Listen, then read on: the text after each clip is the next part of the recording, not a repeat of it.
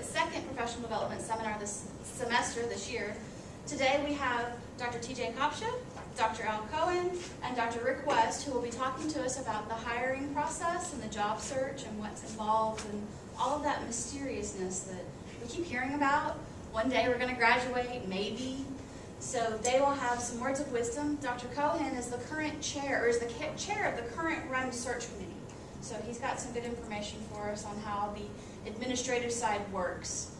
Dr. Kopcha is the most recent hire here at UGA in the EPIT department, so he can kind of give us some insight as to what he went through. Dr. Kim is more recent. Oh, this is true. This is true. And then Dr. West is actually at BYU. He is, however, an alumnus of our department and of the LDT program. He's been at BYU for 2 years, and about 2 weeks ago, he actually spoke to a group of graduate students about CVs, what you should have on your CV, how to get active, what type of research, ways to get published. So both Dr. West and Dr. Kopcha can talk about that getting hired, and we'll kind of wrap up with what should you do with that CV. We know that we need to be putting stuff on it, but what needs to be on there? So with that, I would like Dr. Cohen to start us off. We have 2 REM searches this year. They're for statisticians, and what we wanted to do was to find somebody who had Lane is actually the student member of the committee, and so we thought we would tell you from both our perspectives how the search went, and what we're passing out now is the rubric that we use to evaluate the applications that we got. We got over 40 or 45 applicants applied for our position. We only have 2 positions, so going through all the applications was kind of a big task. We wanted to do it in a way that was fair and equitable. And we had 2 job announcements. The one job announcement was basically for somebody in structural equation modeling or multivariate methods.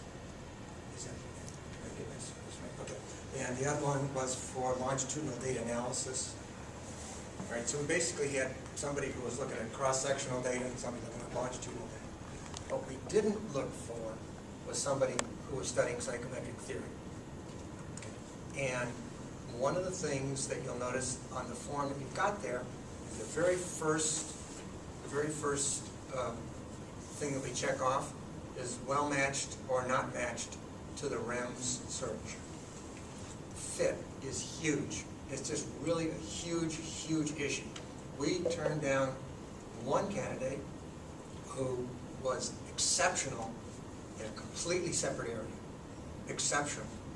This was a guy in special ed. But strong qualifications, strong background in quantitative methodology. But wrong, just wrong.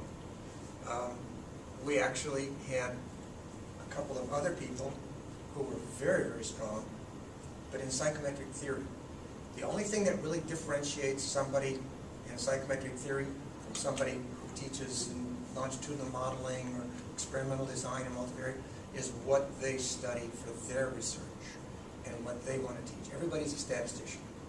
We're all statisticians, but we just sort of differ in what we like to study. Okay.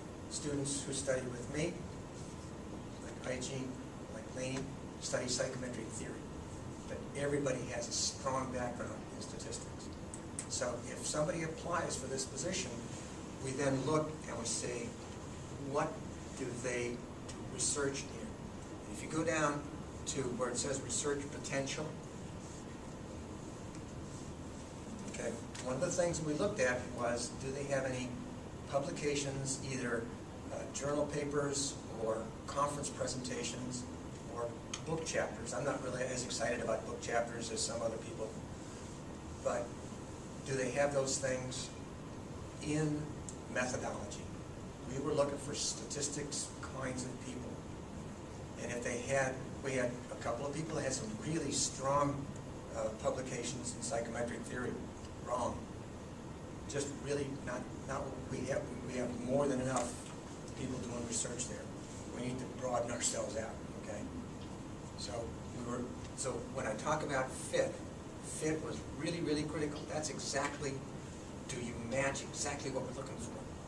And probably 90-95% of the time, a person is not brought in for an interview because somebody else fits better.